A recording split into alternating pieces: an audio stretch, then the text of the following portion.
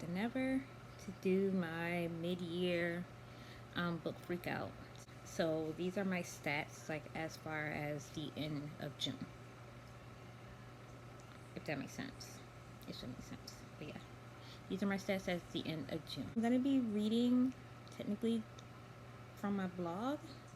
So if you're not following me at my blog, go follow my blog. It's at the bottom. It's gonna be linked below. But these are like the answers that I have as of the end of June. Hence, like I said, mid-year freak out tag, book tag. Alright, so I got these questions from Bounded and Bookmark. I love her channel. I'm gonna link her channel down below. You should go check her out. She's like a pretty cool chick, okay? A little bohemian, you know. The best book that I've read so far in 2022 was Book Lovers. I love Book Lovers. It's fun. It was a great time. It really was. I gave it all like 5 stars. And if you want to read my review of it, you can check out my blog. But it was just such a great book, and it's just everything. I would say though, like Emily Henry, if you haven't read her other stuff, all of her stories kind of follow like the same format. But basically, Book Lovers was a book about some editors, like book editors, and this girl, she goes out of town with her sister, who's like a fan of this author, and like they go to the town of one of the books that she's just recently released, and like I said, her sister is a big fan, so her sister like booked it, and it just so happened that her rival is from that town. So, you know, she sees him, and it's a small town, so you know, small town romance. And like the original plan was like she was gonna like live out one of her romance books. Like that's what her sister wanted her to do, because her sister was like pregnant and she had her own thing going on. But yeah, like I loved it. I loved it. And like the banter between the two, it was just beautiful. It put me on an emotional roller coaster, and I highly suggest that you read it, read that, and then check out Emily Henry's other books. Just what I loved. Um, the best sequel that I've read so far in 2022. Easy. I haven't read any. I know Amari comes out. Amari and the Night Brother. Well, Amari and the Great Game. Sorry, that comes out next month. And then the Beast of Ruins. I think that also comes out next month. The sequel to Beast of Prey. So I do want to read those for sure. Oh, and Tokyo Dreaming. New release you haven't read yet, but you want to. Again, this is according to June 30th. So that book honestly is all my rage. I'm reading it right now. I am the most anticipated release for the second half of the year. Like I said, I'm going to read Beast of Ruin. It's the second part of Beast of Prey by Yana Gray. If you haven't read that book yet, I highly suggest you check it out. It is a YA fantasy. I want to say it's a fantasy book. Yeah, it's fantasy. YA fantasy that takes place in like West Africa, and it's amazing. Love about her is that she doesn't focus on like anything that's like oppressive or depressing. She wants to like empower her characters, so you will see a bunch of that. Anyway, I want to read the second of Beast of Prey, Beast of Ruin. So that's the one I'm looking forward to reading. The biggest disappointment that I've read is The Bluest Eye. Now, a lot of, because I had like a couple of 2 stars this year, and I literally gave this one 3 stars because I didn't deserve it. Honestly, it's just I just felt so disappointed. I understood that like the other 2 star books, I just didn't like them, but you know, it's like Toni Morrison. She has this big, you know, people love her. They love her her work. So this is like the first one that I've read by her. And I was like, nope, I don't like it. I don't like it. Like, it's about like a girl who, it's a historical fiction, and she's in a small town. This black girl, she's dark, and she's being treated unfairly because she's dark, and they equate dark skin with being ugly and hideous. And so she wishes that she had blue eyes because they saw white people as like being beautiful and the standard of beauty. Like, they always had these little white dolls, and they were treated better. And so, yeah, if you're going to read this book and if you haven't read it yet, look at the trigger warnings, because there's sexual abuse against children. Again, I did not like it. And I don't know, like, I can see why it was being banned. I don't know if it was like being banned in schools or in certain towns or whatever. I don't know, but if it was banned in school, I see why. It was awful. It was awful. I was like, there is no way a school will approve of this book. It was just terrible. And I know a lot of people, they're like, oh my god, this book was just amazing. It's so good. No. The biggest surprise, I'm gonna say You Can't Be Serious by Cal Penn. Like, I've always been a fan of his, like from Harold Kumar and from Malibu's Most Wanted, on House. Like, so I've always been a fan of his. And like, when I first heard that he went to like the White House, I was like, wait, what? Like, the actor? Him? Really? So like, when he came out with a book, I was like, you know what? I want to read more about him, because he seems pretty cool. He seems pretty interesting. And I was just intrigued because I was like, here's this brown boy who's an actor. Like, how did he make it in Hollywood? Because, Hollywood has a reputation. Still does. So I just wanted to read his words and actually listen to it on audio, which, if you haven't, I highly suggest. It made the book so much better. It just made it so much better. And like, you got a chance to hear his speech at the Democratic National Convention. So that was pretty cool. And like I said, it's him reading his words, and it just gave it an extra oomph to it. Let's see here. So it's a great book. Let me see. Favorite new author or debut? Debut or new to you? I'm gonna say it's a toss up, but I'm leaning towards Sabatahir because I never read her stuff, like the Ember and the Ashes series. I never read it, so maybe after All My Rage, I'll read it, because I've been seeing her stuff from Pages of Haley and This Story Ain't Over. I'm gonna link all these girl pages. They are amazing, for real, for real. We need to check them out. So yeah, I can't wait to read the rest of her books, like the other stuff in her series, the Ember and the Ashes series. Can't wait for that.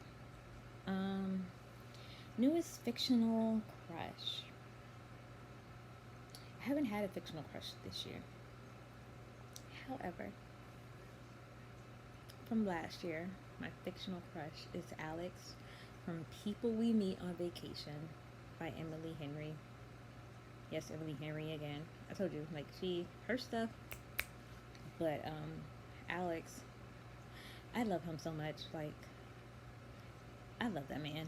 He was just so sweet, and he reads. He's an English teacher. He reads. He was just so sweet. I think the thing that won me over, I just loved his friendship with Poppy. And the thing that won me over was when Poppy got so sick. I guess she had the flu or something. Something was wrong with her. And he just took care of her. And she was like puking and peeing, and like, she was just like, ugh, I'm so sorry. And she doesn't like people to help her, and she didn't want anyone to see her like that. And he just came and he took care of her like a good friend should. And he like cooked for her. And he was just he just held her, and I was just like, oh my gosh, that's a man. I loved him. I really did love him. Alex is just, ugh. I love her. I mean, love her. Alex is just, I love that man. So, newest favorite character. I'm gonna say, so far, my newest favorite character is Mia from Front Desk. Yeah, I tabbed it. I loved her. Like, even though this is like a middle grade book, which I don't care, but she's a kid and she was just, I don't know. I love her zest for life and her trying to like make a sense out of everything and trying to fix things. Like, you know, like, oh, she was just so inquisitive and like, why is this like this? And you know, this is another book actually that's banned, that some people are trying to ban, because they talk about, you know, immigration, because she's an immigrant. She came from a family of immigrants.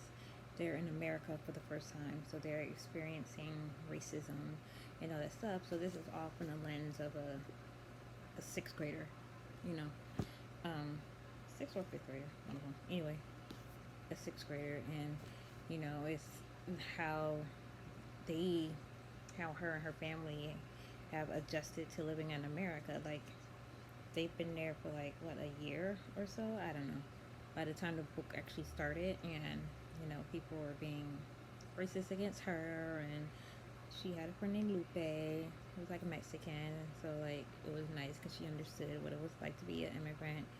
And you know, she just helped people like Henry, one of the black weeklies, because they, her family ran a motel, so like they had people who stayed there weekly, who was like renting from them weekly. So it was like him as well, who was being, you know, they, because the owner of the hotel will call black people bad people. And you know, I mean, he was fine to take his money, but he didn't like him. So you know, he was discriminated against. People kept assuming that, oh well, just because he's black, he's gonna rob somebody or he's gonna do something. And so Mia, sweet sweet Mia, she, oh, this is by Kelly Yang, by the way. She was like, I'm going to fix it, and she did. Like, I mean, sometimes it was like, girl, you're just a kid, but I had to admire that. I had to give to her. I admired her. Book that made me cry. You've reached Sam. That was a beautiful book. I'm not even gonna lie. It was just, it was such a beautiful book, and it's about like grief, and you know, you don't want to be stuck in that place of where you're grieving, but it's like, I guess you feel bad that if you like move on with your life, you're gonna forget about that person. And it's like you just can't stop living your life to hold on to that person who's died, because your life is gonna pass you. So I really, it was beautiful and it was heartbreaking, and I was like, oh my goodness. And what's one of the songs that mentioned in the book was Field of Gold. And I love, like, that's my favorite Sting song, Field of Gold. I have it on my phone. I love that song. And Sam, that's his name, the boy who died, he played it for her at one time, and I was just like, oh my gosh. So like when I guess she heard it again, it brought back all those memories, and I was just like, it's a beautiful, it's a beautiful book. So go read that book. Book that made you happy. I don't know. I guess it's gonna be Happily Ever After by Elise Bryant. I'm gonna read her second book, One True Loves, but yeah, I liked it because, you know, she wrote a book and she was like, I'm gonna give a black girl a happy ending, and she did that. Plus, it had like a interracial relationship, like a slightly nerdy white boy. So I thought that was super cute. And why am I forgetting her name? The girl was a writer herself. Like, she got into like this writing program at a prestigious school, and it was like kind of nice to see, I guess, a character that's like you, kind of reflected. Again, representation matters. So I like that book. It was a nice book. Most beautiful book I bought this so far this year.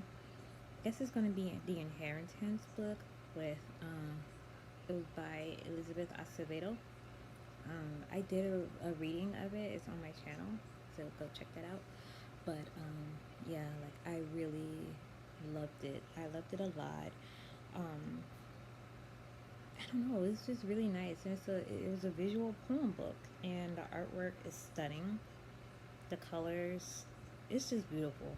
That was the best. That's the most beautiful book I've ever read in my entire life. Well, this year. And the final question is, what books do I need to read by the end of the year? So I want to read. I'm looking for sure. Oh, for sure, I want to read.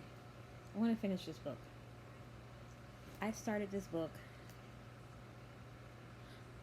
last year in October, and I have 5 more chapters. 5 more chapters, and I have yet to finish it. So this is one I'm going to finish. I have to this year. Oh my goodness, I got the Summer You Turn Pretty. I want to finish.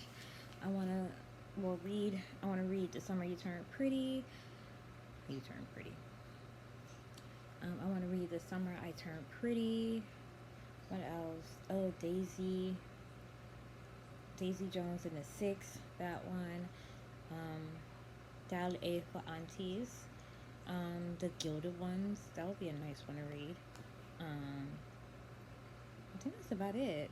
Like that I must finish. I mean, obviously, you know, the goal for me is to read 50 books this year. That's my goal. So far I read, by the end of June, half of the books that I wanted to read for the year.